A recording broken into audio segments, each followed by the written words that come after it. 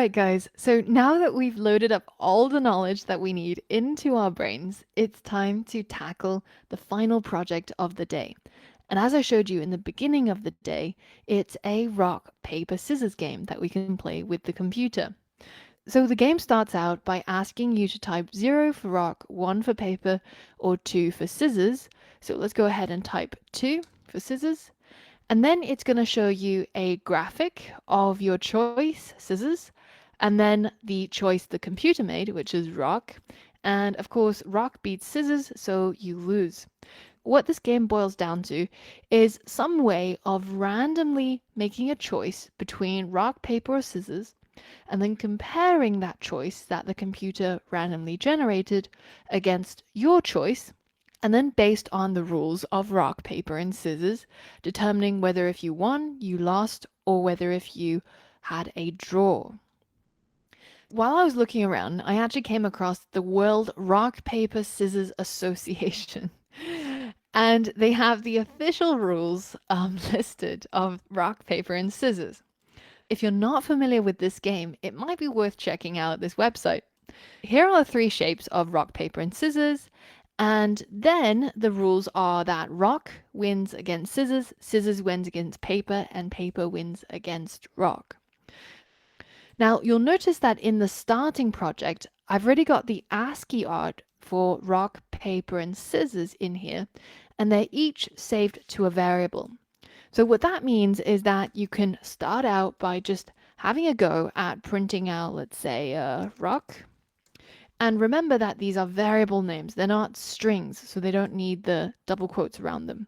So let's run that, and you can see what we get printed is the particular ASCII art that I chose in my print statement.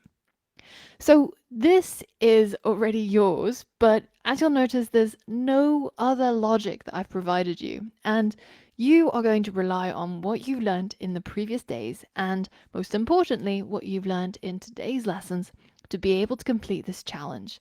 And it's worth comparing the outcome against the game of rock, paper, scissors that I'll link to. There's a couple of things to think about, namely, how are you going to decide who won or who lost? How are you going to get the computer to choose a random shape, rock, paper, or scissors? And how you actually get this game to work in the same way that is demoed in this final version. I'm going to go quiet now, and I'm going to let you pause the video, and I want you to spend at least 10 or 15 minutes working on this. And if you get stuck, just try some things out, or maybe watch some of the previous videos in the day and just try to give it your best go and do a lot of struggling. Hopefully you're going to succeed, and once you're done, head back over here and I'll go through the solution with you. So pause the video now. All right, so we know that we've got all of this ASCII art, but for the moment, I'm just going to start off by pinning down the basic logic of this game. And it's really helpful for you as well if you start thinking about breaking down the larger problem, which is making the rock, paper, scissors game, into smaller problems that you can solve, like generating a random number between 1 and 3. So we have some sort of proxy for rock, paper, and scissors. And then maybe thinking about putting down the logic. Well, if the computer chose scissors and I chose paper, then I'm going to lose. Or if the computer chose rock and I chose paper, then I'm going to win. And putting that down on a flowchart using draw.io or something like that can make this challenge a lot easier as well. But without further ado, the first thing I need to do is to produce a user choice. Now, this is going to be the one that the user chose when they typed in a value. And in order to get the value from them, I'm going to need to use a input. And inside the input, I'm going to put the following prompt, asking the user, what do you choose? Type 0 for rock, 1 for paper, or 2 for scissors. Now, once I get hold of this input, hopefully, if the user is following my instructions, they're going to type some sort of number, either 0 or 1 or 2. Now that I've gotten hold of what the user wants to choose, the next thing to do is figure out what the computer is going to choose. So I'm going to make another variable called computer choice, and I'm going to generate a random number. So to do that, remember we have to import the random module, and then we can start using it to generate random whole numbers by using random.randint, and then the range is going to be between 0 and 2. Because this is what I asked the user to do. Type 0 for rock, 1 for paper, 2 for scissors. So the computer is also going to choose between 0, 1, or 2. Now that I've got the computer choice, I'm actually going to just print it out for now. Instead of printing out the actual shape, I'm just going to print out the number. So computer chose, and then let's go ahead and add a F string. And of course, that requires the F in front of the string.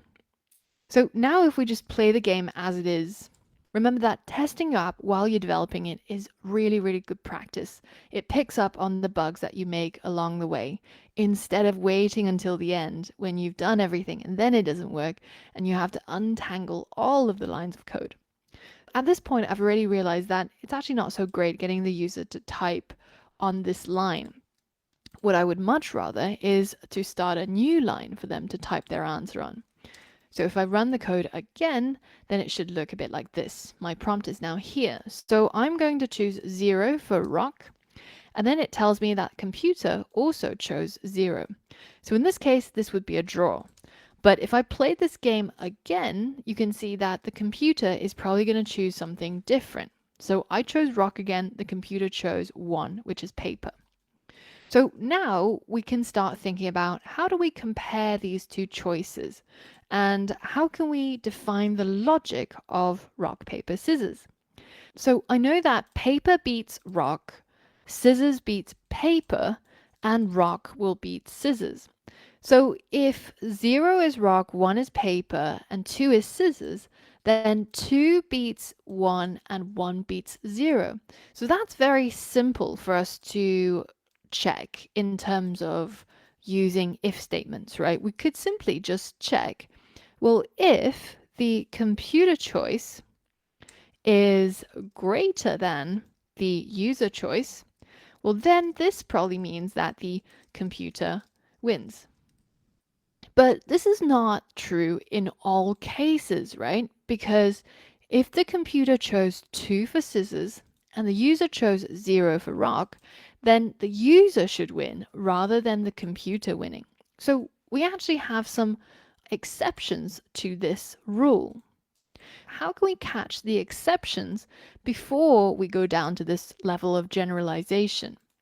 Well, we could, instead of using this as an if, we use this as an elif, and we create another if statement which says, well, if the user choice is equal to 0, so if the user chose rock and the computer choice was 2, well, then this means that in this case, the user actually wins. Now, if we're thinking from the perspective of the user when they're playing this game, then they don't really care if the computer won or the user won. They want to know, did they win or did they lose? So let's change this wording a little bit. We'll say, instead of user wins, we'll say you win. And if the computer wins, then we'll say you lose. So now if we run our program and test it out, so let's say I'm going to type 0 for rock, but we actually get an error. It tells us that the greater than comparison is not supported between instances of int and string. What's going on here? Well, remember that we get our inputs as a number, but the input is always going to be a string. So we want this to be a number, then we're going to have to wrap it inside an int. So now we turn it into a whole number. Now, this might be a good point to address, well, what should happen if they typed something that wasn't 0, 1, or 2? What if they typed 34? Well, then naturally, they should probably lose, right? So we can add an else statement addressing this situation. So we could say, else, we just print, you typed an invalid number, you lose. Cool, so that sorts that out. Now let's run our code again and see if it works. What do you choose? Type 0 for rock. I'm going to choose rock again. Computer chose 0, and it tells me that you typed an invalid number. Well, actually, 0 is not an invalid number. So what's going on here? Well, it's because it didn't fit this criteria. So I had 0, computer had 0, and it didn't fit this criteria because 0 is not greater than 0. So it basically defaulted to the final else statement. But what's actually happening here is that that was a draw. Computer chose rock, I chose rock. That's a draw in the official rules of rock, paper, scissors. So how do I catch that? Well, I could create another elif statement which says, well, if the computer choice is equal to the user choice, well, then we're going to print it's a draw. Now let's test our app again and see if there are any other situations where our code is not behaving properly. I'm going to choose rock again. Computer chose rock as well, and I get it's a draw. So that's pretty good. Now, if I choose 0 and the computer chose 2, then this is going to be the statement that gets triggered and I win. So that's pretty good. Now, what if I chose 2 for scissors and the computer chose 0? Well, in this case, rock beats scissors, so it should actually say I lose.